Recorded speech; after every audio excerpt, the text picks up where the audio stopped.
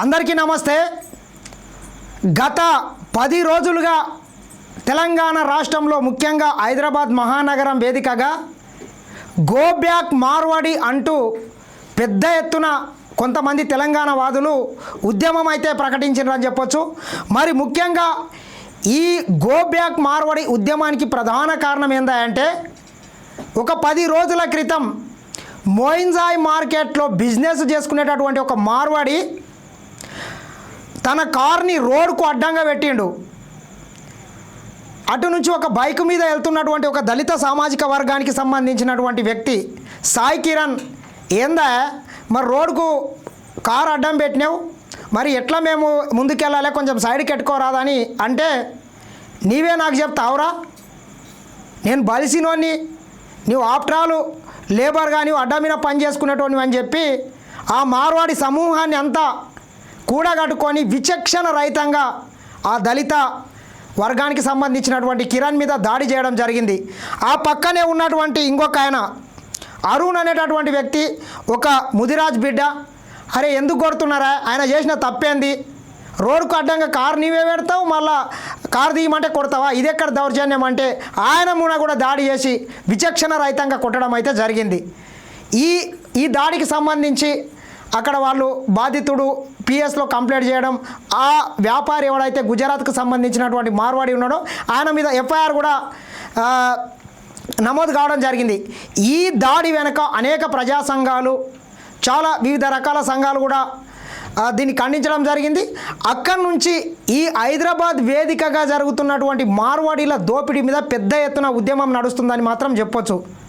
మనం నిజంగా చెప్పాలంటే మిత్రులారా, ఈ దేశానికి కేవలం వర్తకం కోసం, వ్యాపారం కోసం గుజరాతోడు వచ్చి 200 సంవత్సరాలు ఈ దేశాన్ని పరిపాలించి కొన్ని కోట్ల రూపాయల విలువ చేసేటటువంటి ఖనిజ సంపదని, వజ్ర వైడూర్యాలని, వెండి బంగారాన్ని ఈ దేశం నుంచి కొల్లగొట్టిండని పెద్దలు చెప్తారు. మరి ఆ గుజరాత్ ఆ ఆంగ్లేయుని తరిమి కొట్టడానికి దాదాపు 200 సంవత్సరాలు మన దేశం స్వతంత్రం కోసం పోరాడి వందల మంది ఆ స్వతంత్రోద్యమంలో ప్రాణాలను అయితే కోల్పోవడం జరిగింది. ఆ గుజరాత్, ప్రస్తుతం గుజరాతోడు కూడా ఈ దేశవ్యాప్తంగా అనేక ప్రాంతాల్లో తన వ్యాపారాన్ని విస్తరించుకొని గుజరాతోని కన్నా దోపిడీ చేస్తున్నారని చెప్పి మాత్రం ముఖ్యంగా చెప్పుకుంటున్నారు ఇటీవల. మరి మనం ఒకసారి చూసుకున్నట్లయితే వీసీకే పార్టీకి సంబంధించి తెలంగాణ రాష్ట్ర అధికార ప్రతినిధి తెలంగాణ శ్యామ్ ఈ మార్వాడీలు చేస్తున్నటువంటి అన్యాయాల మీద, అక్రమాల మీద పెద్ద ఎత్తున గత వారం రోజులుగా ఉద్యమాన్ని అయితే నడుపుతున్నాడు. ఒకసారి శ్యామ్ మనతో పాటు ఫోన్లో లైన్లో ఉన్నాడు. Shyam, good evening. బాగున్నా శ్యామ్. ఏంటి బాగున్నారు. ప్రస్తుతం ఈ గో బ్యాక్ మార్వాడి ఉద్యమంకి సంబంధించి నేను ఫోన్లో లైవ్ తీసుకున్నా శ్యాము. ఏంది గత వారం రోజులుగా ఎక్కడ చూసినా సోషల్ మీడియాని మొత్తం తెలంగాణ శ్యామ్ కుదిపేస్తున్నాడు, అసలు ప్రధాన కారణం ఏంది? నా పేరు తెలంగాణ శ్యామ్, సామాజిక ఉద్యమకారుడు, వీసీకే పార్టీ అధికార ప్రతినిధి కదా. పార్టీ ఏదైనా పక్కన పెట్టినప్పటికీ నేను వీసీకే పార్టీ అధికార ప్రతినిధి. కానీ నేను ఏదన్నా అంశం మాట్లాడితే పార్టీ లైన్ లో మాట్లాడతానా, నా ప్రాంత లైన్ లో మాట్లాడతానా? ఓకే, ప్రాంతం లైన్లో మాట్లాడతావు. ప్రాంతం లైన్లో నరసింహ గారైనా, రేవంత్ రెడ్డి అయినా, నేనైనా, కేసీఆర్ అయినా సరే, నా పార్టీ పట్ల నీకు అభిప్రాయం ఉండొచ్చు, నీ పార్టీ పట్ల నాకు అభిప్రాయం ఉండొచ్చు, రాజకీయంగా విమర్శించుకోవచ్చు, కానీ అంతిమంగా మన ప్రాంతం కదా. అవును. ఇప్పుడు సోనియా గాంధీ గారి తెలంగాణ ఇచ్చింది కాంగ్రెస్ పార్టీ అని మీలాంటి కార్యకర్తలు పొద్దున్నేసే చెప్తారు. అవును. మరి తెలంగాణ ఇచ్చిన కాంగ్రెస్ పార్టీ తెలంగాణ ప్రజల కోసం విద్యార్థులు చనిపోతున్నారని తల్లి సోనియమ్మ తెలంగాణ ఇచ్చినప్పుడు ఇక్కడ ఉన్నటువంటి సంపద, ఇక్కడ ఉన్నటువంటి అన్ని తెలంగాణ ప్రజలే అనుభవించే హక్కు ఉండాలి కదా. అవును.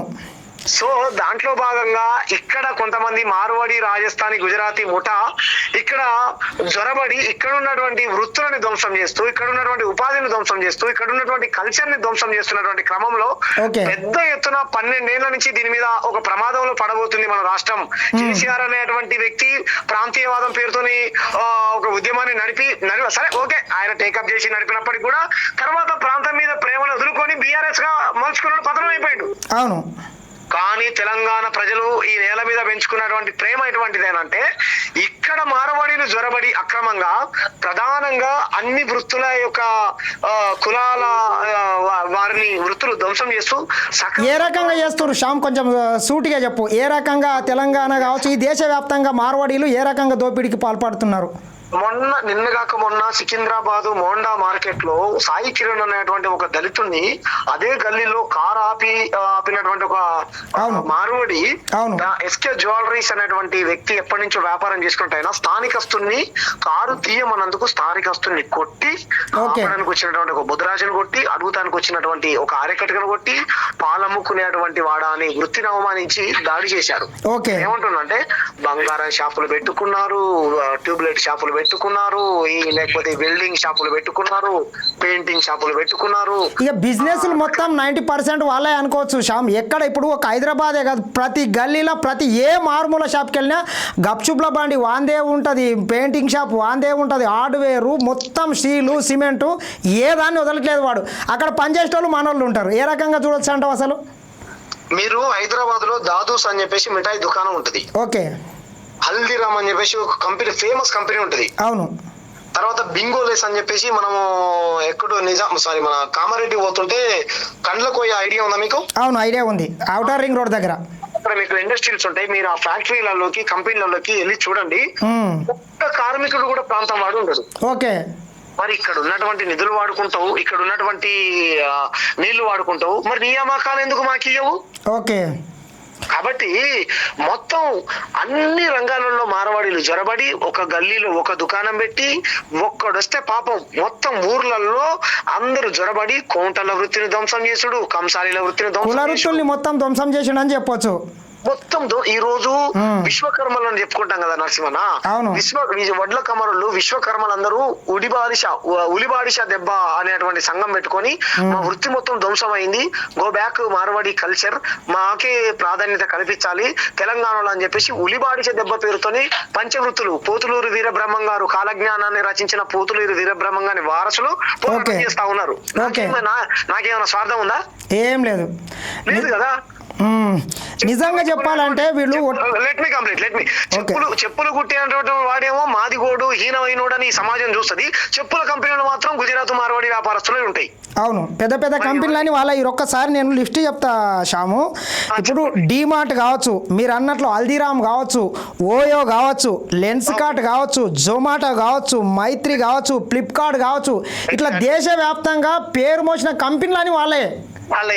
దాని కింద మొత్తం పనిచేసేటోళ్ళు 90% కార్మికులు మనోళ్ళు ఉంటారు, లేదా బీహార్ వాడు ఉత్తరప్రదేశ్ వాడు ఉంటాడు. అవును.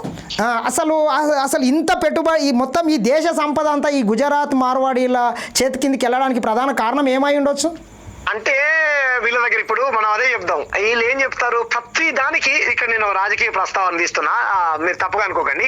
ప్రతి దానికి కాంగ్రెస్ పార్టీ, అరే ఎవరు మన పేర్లు ఎవరో జొరబడ్డారంటే కాంగ్రెస్ పార్టీ, అభివృద్ధిని ఎందుకు చేయలేరు అంటే నెహ్రూ, లేకపోతే కాంగ్రెస్ పార్టీ మీద బురదేశే ఈ విధవలు. సరే కాంగ్రెస్ పార్టీ తప్పే చేసింది అనుకున్నాం. 24 మంది బ్యాంకులకు లూటి పెట్టి దోసుకోపోయినటువంటి ఒక విజయమాల్య సౌత్ ఇండియాకు సంబంధించిన తప్ప మిగతా వాళ్ళందరూ ఎవరు? నరసింహబాయ్ మాక్సిమం 90% గుజరాత్, నీరవ్ మోడీ, లలిత్ మోడీ అంటే మళ్ళీ కేసు పెడితే కష్టం. కేసు పెట్టినా కష్టం. మరి వాళ్ళే కదా, వాళ్ళే పెట్టుబడులు పెట్టి మరి మీకు రాయితీల పేరుతోనే లక్షల కోట్ల రూపాయలు ఇచ్చినప్పుడు మీరు నిజంగా నరేంద్ర మోడీ గారు అవునన్నా కాదన్నా నరేంద్ర మోడీ గారి వీళ్ళు దోస్తులు అని చెప్పేసి రాహుల్ గాంధీ గారు చాలా సార్లు అన్నాడు. మీరు అంత పరివర్తన వాదులైనప్పుడు మీరు అన్నట్టు ఈ వ్యాపారస్తులందరికీ, ఇప్పుడు నువ్వు చెప్పినటువంటి కంపెనీ వ్యాపారస్తులందరికీ రుణాల పేరుతోని ఈ డబ్బులు ఇచ్చింది ఎవరు? అవును, కరెక్ట్, 100%. బీజేపీ పార్టీనా కదా? BJP party. గుజరాత్ రాష్ట్రంలో 30 ఏళ్ళ నుంచి అక్కడ అధికారంలో ఉండి ఒక గుజరాత్ వాళ్ళనే నమ్ముకున్నారు. ఓకే, ఎవరున్నారు మరి? వీళ్ళే కదా ఉన్నట్టు, వీళ్ళే కదా. అవును. కాబట్టి నేనేమంటున్నానంటే కాళోజీ గారైనా లేకపోతే మన కొండ లక్ష్మణ్ బాపూజీ గారైనా వీళ్ళందరూ రాజకీయాలకు అతీతంగా ప్రాంతం కోసం బతికినటువంటి వాళ్ళు నరసింహన్న. అవును. ఇవాళ రేవంత్ రెడ్డి గారు ఉండొచ్చు, లేకపోవచ్చు, కేసీఆర్ గారు ఉండొచ్చు, లేకపోవచ్చు, నువ్వు ఉండొచ్చు, లేకపోవచ్చు, నేను ఉండొచ్చు, లేకపోవచ్చు, కానీ అంతిమంగా మన ప్రాంతాన్ని కులాలకు మతాలకు అతీతంగా మనం ఈ ప్రాంతాన్ని కాపాడుకోవాలి. అవును, 100%. నేను ఒకటి చెప్తా శ్యామ్. ఇప్పుడు ఈ మార్వాడి వాళ్ళది ఎట్లుందంటే ప్రతి గ్రామానికి ప్రతి గల్లీకి వాని బిజినెస్ వ్యాపార విస్తరించి ఇక్కడ ఉన్నటువంటి వృత్తులని మొత్తం వాడు చంపేసిండు అని చెప్తాను నేను. ఎందుకంటే గతంలో మన గోరెటి వెంకన్న ఒక పాట రాసిండే, పల్లె కన్నీరు పెడుతుందో కనిపించని కుట్రలా, నా తల్లి బందీ అయిపోతుందో కనిపించని కుట్రలా, ఇల్లు గట్టుకొని ఇటుక రాయుక చెలకల జల్లే ఎరువు కుళ్ళుకో ఎద్దు బండి ఉన్నోడికి సైతం ఏడాదంతా పని దొరికేది, టాటా ట్రాక్టరు టక్కరించినాదో నా డొంక దారిని, ఆ ఎద్దు బండి గిల్లెగిరి పడ్డదమ్మో ఇది ఏమి చిత్రము. ఇట్లా ఇంత గొప్ప పాటలు వీళ్ళని చూసి రాసిండని అనుకోవచ్చు. ఇప్పుడు గోరేటి వెంకన్న లాంటి కవులు, దేశపతి లాంటి కవులు ప్రాంతీయవాదం గురించి మాట్లాడినటువంటి వాళ్ళు ఈ రోజు ఏమన్నారు, జిల్లేలమ్మ ఏ ఆఫీసు మెట్లెక్కిన జిల్లేలమ్మ జిత్తా, వీళ్ళు జిల్లా పురుగులు అయి కూర్చున్నారు. మరి ఏ వ్యాపారం చూసినా జిల్లేలమ్మ జిత్తా మార్వాడిలో పెట్టుకున్నారని ఇప్పుడు ఎందుకు మారుతలేరు వీళ్ళు? పాడాలే కదా, నిజంగా అది బాధాకరం.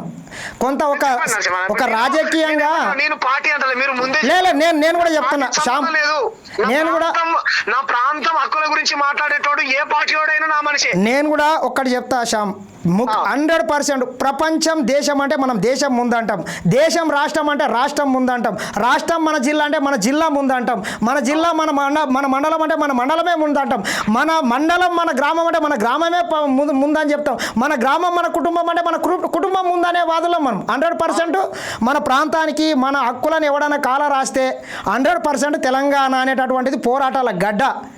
ఎంతోమంది త్యాగదానులు ఇక్కడ ఈ తెలంగాణ మట్టిలో పుట్టినరు. నిజాం రజాకార్ల పెత్తందాలని వాళ్ళ ఆగడాలనే తరిమి కొట్టినటువంటి గడ్డ ఈ మార్వాడోడు. ఎంత చెప్పు, పేరే తెలంగాణ సాయుధ రైతాంగ పోరాటం కదా. అంతే, తెలంగాణ సాయుధ రైతాంగ పోరాటం అంటే అది పేరులోనే ఉంది కదా, తెలంగాణ సాయుధ రైతాంగ పోరాటం. అవును, మీకు అర్థమైందా? అవును. ఇప్పుడు చాలా చెప్పండి. నేనేమంటున్నంటే ప్రాంతీయ కొంతమంది మమ్మల్ని విమర్శించేటువంటి వాళ్ళకు మీ ఛానల్ వేదికగా చెప్తున్నాను నరసింహభాయ్, ఇప్పుడు ప్రాంతీయవాదాన్ని మార్వాడీలకు, గుజరాతీలకు, రాజస్థానీలకు వ్యతిరేకంగా మాట్లాడడం అనేది ఇది హిందూ కల్చర్ కు వ్యతిరేకంగా మాట్లాడినట్టు, లేకపోతే భారతదేశానికి వ్యతిరేకంగా మాట్లాడినట్టు, లేకపోతే ప్రాంతీయవాదాన్ని బలపరుస్తున్నాయి వీళ్ళ వెనకాల వీళ్ళు కమ్మీలు అంటే కమ్యూనిస్టులు, వీళ్ళు కాంగీలు అంటే కాంగ్రెస్ వాళ్ళు, పిచ్చినవాదం చెప్పేటువంటి కొంతమంది సన్నాసులకు నేనేం చెప్తున్నంటే, అరే పిచ్చోళ్ళారా, సన్నాసులారా, అతి భయంకరమైనటువంటి ప్రాంతీయవాదాన్ని బలపరిచినటువంటి వ్యక్తి బాల్ ఠాక్రే, శివసేన మీకంటే కరుడు కట్టినటువంటి హిందుత్వవాది బాల్ ఠాక్రే, నేను ఫస్ట్ మరాఠీ వాడిని తర్వాతనే భారతీయుడు అన్నాడు. మరి ఆయనకి ఏం సమాధానం చెప్తారు? అవును, నీవు ఇందాక అన్నట్లు ఈ దేశంలో ముస్లిం ఉగ్రవాదం ఉన్నట్లే హిందూ ఉగ్రవాదం ఉండాలని కోరుకున్నటువంటి వ్యక్తి. ముస్లిం ఉగ్రవాదాన్ని అరికట్టాలంటే హిందూ ఉగ్రవాదం తయారు కావాలని చెప్పాడు ball Thackeray. On record YouTube లో ఉంటాయి, మహారాష్ట్ర యూట్యూబ్ లలో నరసింహన్న. అవునవును. కాబట్టి మేమేమంటున్నాం అంటే మరాఠీ వాళ్ళకు మరాఠీవాదం ఉండొచ్చు, ప్రాంతీయవాదం ఉండొచ్చు, తమిళ వాళ్ళకు తమిళ ప్రాంతీయవాదం ఉండొచ్చు, బెంగాలీ వాళ్ళకు బెంగాలీ ప్రాంతీయవాదం ఉండొచ్చు. మన తెలంగాణ బిడ్డలకు మాత్రం తెలంగాణ 100% కాంగ్రెస్ పార్టీ కుట్ర, కమ్యూనిస్టుల కుట్ర, డూప్లికేట్ అంబేద్కరిస్టులని మా మీద బురదలేస్తారా?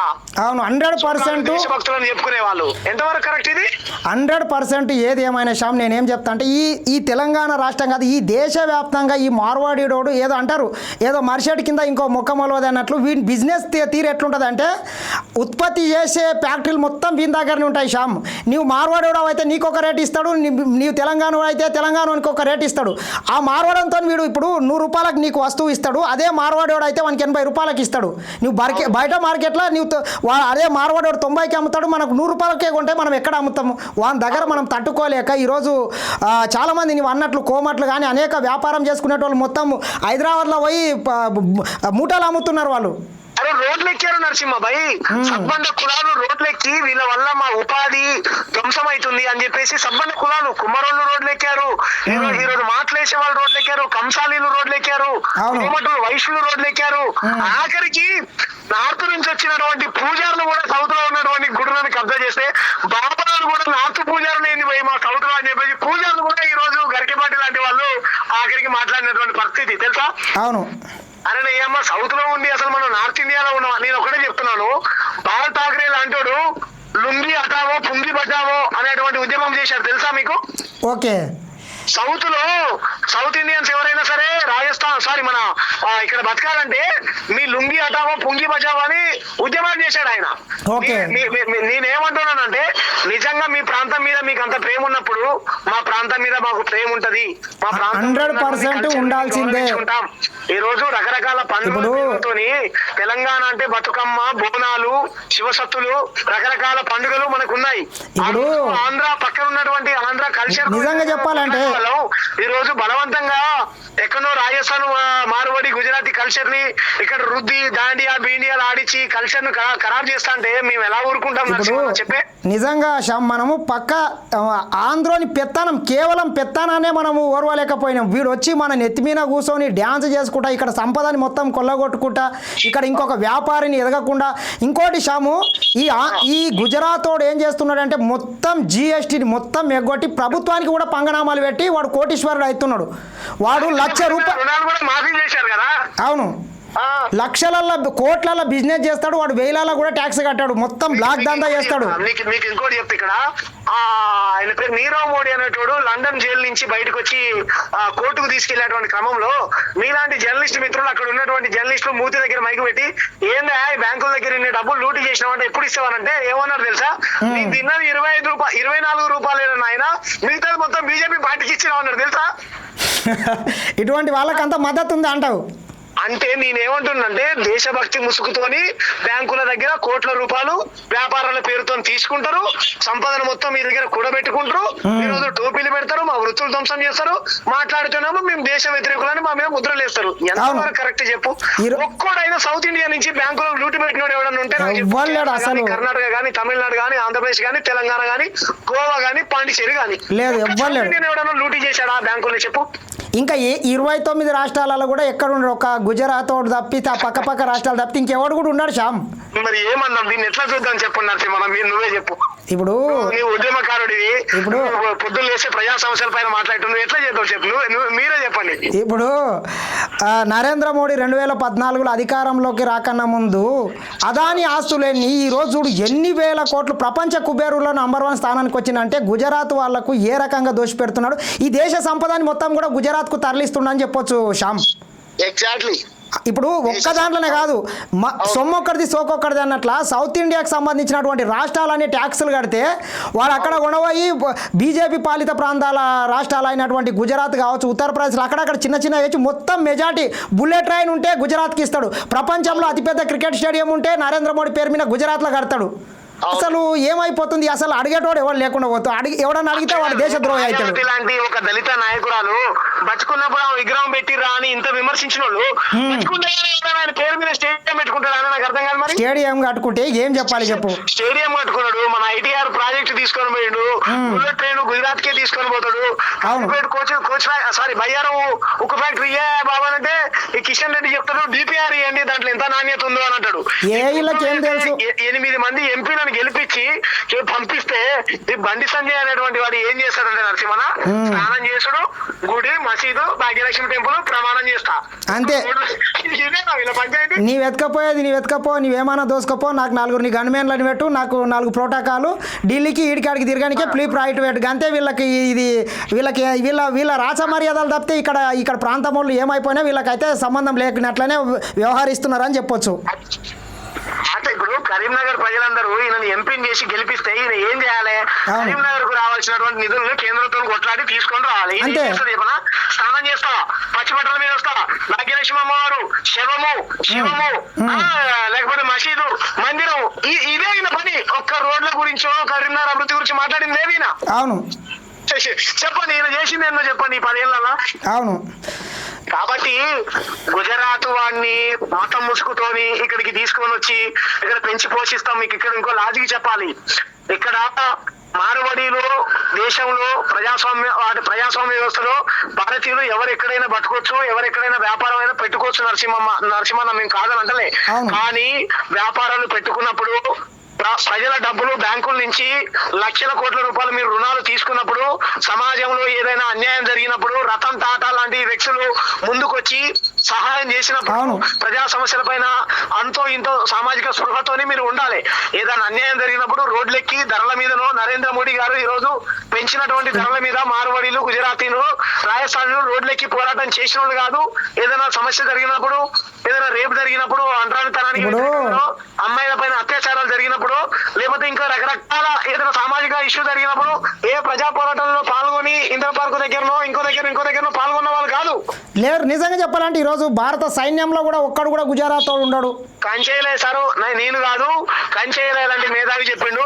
తీయండి దేశ రక్షణలో ఎంతమంది ఏ కులస్తులు ఉన్నారో లెక్కలు తీయండి బయటకని అన్నాడు. ఇప్పుడు నీవు ఇందాక ఒకటి చెప్పినావు, దాంట్లో నేను ఒకటి ఏం చెప్తా అంటే వాళ్ళ గుజరాత్ వాళ్ళ పరిస్థితి రోజు రోజుకి ఎట్లా అయిందంటే, ఇప్పుడు టాటా గురించి చెప్పినావు, కరోనా మహమ్మారి వస్తే కొన్ని కోట్ల రూపాయలు, వేల కోట్ల రూపాయలు ఈ దేశానికి టాటా లాంటి వాళ్ళు దారదత్తం చేస్తే, ఇక్కడ ఉన్నటువంటి అంబానీ అదానీలు ఏం చేస్తున్నారు, వాళ్ళ పిల్లల పెళ్లిళ్ళు విలాసవంతమైన కొన్ని వందల వేల కోట్ల రూపాయలు పెట్టి పెళ్లిళ్ళు చేస్తున్నారు. అవును. అరే ఈ దేశంలో ప్రజలు కట్టేటటువంటి ట్యాక్సులు కొన్ని కోట్ల మంది ఈరోజు అన్నమో రామచంద్రాన్ని ఒక పూట తిండి లేకుండా బతుకుతుంటే వాళ్ళంతా ఈ దేశం మీద సంపాదించుకుంటా మనం ఇప్పుడు నిజంగా చెప్పాలంటే ఈ దేశంలో ఉన్నటువంటి బిఎస్ఎన్ఎల్ అనేటటువంటి ఒక సంస్థని, ప్రభుత్వ రంగ సంస్థని నరేంద్ర మోడీ అధికారంలోకి వచ్చిన తర్వాత దాన్ని చంపి జియోని బతికిస్తే వాడు కొన్ని కోట్ల రూపాయలు సంపాదించుకుంటాడు. వాడు కనీసం ఆ పైసలు ఏడబెట్టాలో తెలియక వాని కొడుకు పెళ్లిలకు కొన్ని వేల కోట్లు ఖర్చు పెడితే అసలు ఏ రకంగా చూడొచ్చు అంటావు? అసలు అంటే అట్లా కాదు నరసింహ, వీళ్ళు ఏం చెప్తారు అని అంటే అది నష్టాలలో ఉంది భయ్, నష్టాలలో ఉన్నది వాడు కొనుక్కొని వాడు ఎట్లా అభివృద్ధి చేసుకున్నాడు నాకు అర్థం కాదు. బిఎస్ఎన్ఎల్ ఉన్నదాన్ని వానికి అమ్మితే వాడు కొనుక్కొని దాన్ని ఎట్లా అభివృద్ధి చేసుకున్నాడు? అదేదో నువ్వే ప్రభుత్వం, నీదే ప్రభుత్వం ఉన్నది. ఇప్పుడు ఏం చెప్తారు వీళ్ళు, రైల్వే నష్టాలలో ఉంది కాబట్టి నరేంద్ర మోడీ గారు ఆదానికి ఇచ్చినట్టు. మన నష్టాలలో ఉన్నటువంటి దాన్ని ఆదాని గారు కొనుక్కొని ఎట్లా చేసుకుంటాడంట? ఎట్లా చేస్తాడు? వీళ్ళు మొత్తం దీన్ని చంపాలి, దాన్ని బతికియాలి, అంతే బతికియాలి అంతే. రైల్వేలు ప్రైవేట్ పరం చేశారు నరసింహన్న, ఉద్యోగాలు ఆ ప్రభుత్వ రంగ సంస్థల్ని ప్రైవేట్ పరం చేశారు, ఎయిర్పోర్ట్లని ప్రైవేట్ పరం చేశారు. సరే ఎయిర్పోర్ట్లు అంటే ఉన్నాయి అనుకో, బిఎస్ఎన్ఎల్ ప్రైవేట్ పరం ఏది ఉంచలేరు. దాన్ని ప్రైవేటీకరణ చేయడం, ఈ దొంగలు ఈ అంబానీ ఆదాయాలకు అమ్ముకోవడం అంతే. ఈ దేశంలో ఉన్నటువంటి ఏ సంస్థ వదలలేరు. ఇంకో కొన్ని రోజులు అయితే ఈ దేశంలో ఉన్నటువంటి 140 కోట్ల జనాలని కూడా ఎవరి కింద తాకట్టు పెట్టినా కానీ ఆశ్చర్యపోవాల్సిన లేదు. కేసీఆర్ ఏదో సభలు అన్నాడు, అన్ని ప్రైవేట్ చేస్తున్నావా, నువ్వు ఎందుకే గవర్నమెంట్ ప్రధాని, నువ్వు కూడా ప్రైవేట్ ప్రధాని పెట్టుకుంటావు సపడే. అవునవును అన్నాడు. కాబట్టి అటువంటి ఎందుకనంటే ఈ రోజు నరేంద్ర మోడీ గారి పాలనలో కేవలం బ్రాహ్మణ్ బనియా కులస్తులు మాత్రమే ఈ దేశంలో బాగుపడ్డారు తప్ప బహుజనులు లేకపోతే బ్రాహ్మణ్ బనియా చోడికి బాకీ ఇంకెవరు బాగుపడ్డట్టు లేదన్నా. 100% లేదు. గాంధీ గారు తీసుకున్నటువంటి లైన్ ఏదైతే సంవిధాన్ బచావో, జై బాపు జై భీమ్ అనేటువంటి నినాదం దేనికోసం, కింద వర్గాల కోసం. అంతే. ఈ రోజు కింది వర్గాల కోసం, ప్రజాస్వామ్యాన్ని బతికించడం కోసం ఆయన లాంటి వాడు రాజ్యాంగాన్ని పట్టుకుంటే ఈ దొంగలు ఆయనను విమర్శిస్తారు. ఇప్పుడు అట్టడుగు వానికి ప్రభుత్వ ఫలాలు అందినప్పుడే ఈ దేశం అభివృద్ధి చెందినట్లు. ఏదో అంబానీ అదానీ అభివృద్ధి సిద్ధాంతం గురించి మాట్లాడే బీజేపీ వాళ్ళు ఈ రాహుల్ గాంధీ గారు తీసుకున్నారు కదా అంత్యోదయ అంటే, వీళ్ళది అంత్యోదయ సిద్ధాంతమా? కాదు కదా. అవును, వీళ్ళది అంబానీ అదానీ సిద్ధాంతం, వీళ్ళది బ్రాహ్మణ్ బనియా సిద్ధాంతం, రాహుల్ గాంధీ గారిది అంత్యోదయ సిద్ధాంతం. వీళ్ళు మార్చుకోవాలి వీళ్ళు తీరును. ఇక ఈరోజు రేపు అట్లా షోప్ టాప్ చేసుకునేటోళ్ళదే కొంత ఏదో ఆరిపోయే దీపానికి ఎలుగెక్కన్నట్లు వాళ్ళది నడుస్తున్నది శ్యామ్. ఏదేమైనా ఈ దేశంలో ధరలు పెరుగుతున్నాయి, డాలర్తో రోజు వెలిస్తే మొత్తం రూపాయి పతనం అయిపోతున్నది. ఒక రకంగా ట్రంప్ చూస్తే వాడు రోజుకు పన్నులు వేస్తున్నాడు. వీళ్ళు అన్నిటికీ ఒకటే ఒక సూత్రం, జై శ్రీరామ్. అదే కాదన్నా, dear friends, mister and mister ఏదో అన్నాడన్న ఆయన పోయి, మై డియర్ ఇది అని చెప్పి, అప్కి బార్ ట్రంప్ కి సర్కార్, మేరా ఫ్రెండ్ ట్రంప్ అని అన్నాడు. మేరా ఫ్రెండ్ సుంకాల పేరుతోని ఈ రోజు మన దేశంలో తయారైనటువంటి వస్తువుల మీద అక్కడ ఇది చేస్తా ఉంటే, నీ దోస్తు నీ ట్రంప్ ఏం చేస్తా ఉన్నాడు? అవును, మాట్లాడాలి కదా నరేంద్ర మోడీ అన్నావు కదా, నువ్వే పోయి లేడీస్ అండ్ జెంటిల్మెన్స్ నా ఫ్రెండ్ నరేంద్ర మోడీని గెలిపించండి, అప్కి బార్ ట్రంప్ కి సర్కార్ అన్నాడు కదా. అవును. మరి కాబట్టి దేశ ప్రజల్ని మతం చుట్టూ, కులం చుట్టూ తిప్పి నరేంద్ర మోడీ గారు రాజకీయం చేసి ప్రజా సమస్యల్ని పక్కదోవ పట్టించి ప్రజాస్వామ్యాన్ని కూలి చేయాలనుకుంటా ఉన్నాడు నరసింహన్న. దాంట్లో భాగంగానే ఇదంతా జరుగుతుందని నేను అనుకుంటున్నా. సరే, రాజకీయ అంశం వేరైనప్పటికీ ఈ దొంగలకు కొన్ని రాజకీయ పార్టీలు అండగా ఉన్నాయని ఇక్కడ చెలరేగిపోయి ఇక్కడ ఉన్నటువంటి తెలంగాణ బిడ్డల్ని కొడతా ఉన్నారు, దళిత బిడ్డల్ని కొడతా ఉన్నారు, వ్యాపారాలను ధ్వంసం చేస్తా ఉన్నారు. అందుకే మేము తిరగబడతా ఉన్నాం నరసింహన్న. మాకు ఎవ్వరి పట్ల వ్యక్తిగతంగా కోపం లేదు. రైట్ శ్యామ్, నీ విలువైన సమయాన్ని ఇచ్చి మంచి విషయాలు పంచుకున్నావు. ఏది ఏమైనా తెలంగాణలో ఈ తెలంగాణ ప్రజలు మాత్రం దోపిడికి గురైతే ఆ దోపిడిదారుడు ఎంత పెద్దోడైనా ఖచ్చితంగా మనలాంటి వాళ్ళు దాన్ని అడుకోవాల్సింది. ఎందుకంటే తెలంగాణ రాష్ట్రాన్ని ఆ రోజు 1200 మంది ఆత్మ బలిదానాలు చేసి తెచ్చుకున్నది ఎవడో గుజరాతోడు కింద గులాంగిరి చేయడానికి కాదు. 100%. అవును. నేనేం చెప్తున్నానంటే అన్న, ఫైనల్ గా రాజకీయాలకు అతీతంగా, పార్టీలకు అతీతంగా, కులాలకు అతీతంగా దక్షిణాది హక్కుల కోసం మనందరం ఏకమవుదాం. 100% కావాల్సిందే. వ్యక్తి రేవంత్ రెడ్డి లాంటోడే ఈ రోజు స్టాలిన్ అంటే అక్కడ టిఆర్ఎస్ పార్టీ కూడా పోయిందనుకో, బీజేపీ పార్టీ మినహాయిస్తే మిగతా పార్టీలన్నీ దక్షిణాది తమిళనాడు కేంద్రంగా ఏకమయ్యి మన హక్కుల గురించి మాట్లాడుతా ఉన్నారు. నిజంగా కావాల్సినటువంటి వాటి గురించి మాట్లాడుతా ఉన్నారు, సీట్ల గురించి మాట్లాడుతా ఉన్నారు. మనందరం ఏకం కావాల్సినటువంటి అవసరం ఉన్నదా లేదా? 100% ఉంది. మీ ఛానల్ వేదిక ప్రజలను అడగండి. 100% నీవు చెప్పినటువంటి ప్రతి దాంట్లో తెలంగాణ కావచ్చు, సౌత్ ఇండియాకి అన్యాయానికి గురి అవుతున్నది కాబట్టి ఖచ్చితంగా మన హక్కుల కోసం కొట్లాడాల్సిన అవసరం అయితే ఉంది. అది ఈ రోజు నుంచి కాదు, ఎప్పటి నుంచో కొంత ఇక్కడ ప్రజలు ఎక్కడ కష్టపడతారో అక్కడ అంత ఎడ్డగాళ్ళు ట్యాక్స్లని మన ఈ పైసలు కొనబోయి అక్కడ ఎవరినో మేపి మొత్తము ఈ దేశాన్ని మొత్తం లూటి చేసే ప్రయత్నం అయితే ఖచ్చితంగా చేస్తున్నారు.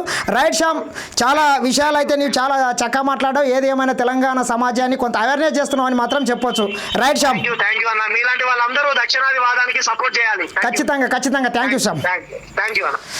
రైట్, ఇది సామాజిక ఉద్యమకారుడు తెలంగాణ శ్యామ్. ముఖ్యంగా ఈ తెలంగాణ రాష్ట్రంలో మార్వాడీలు చేస్తున్నటువంటి దౌర్జన్యాల మీద, దోపిడీ మీద, ఇక్కడ సంపద అనేది ఏ రకంగా దోపిడీ చేస్తున్నారు, ఇక్కడ వాళ్ళని ఏ రకంగా వాళ్ళు కూలీలుగా చేసుకొని వాళ్ళ శ్రమను దోపిడీ చేస్తున్నారు, ఎట్లా ఇక్కడ ట్యాక్సులు ఎగ్గొడుతున్నారు, ఈ ప్రాంతాన్ని ఏ రకంగా లూటీ చేసి గుజరాత్కు తరలిస్తున్నారు అనేటటువంటి విషయాల మీద మాత్రం కొంత తెలంగాణ సమాజంలో కూడా చైతన్యం వచ్చిందని చెప్పొచ్చు. ఏది ఏమైనా ఈ తెలంగాణ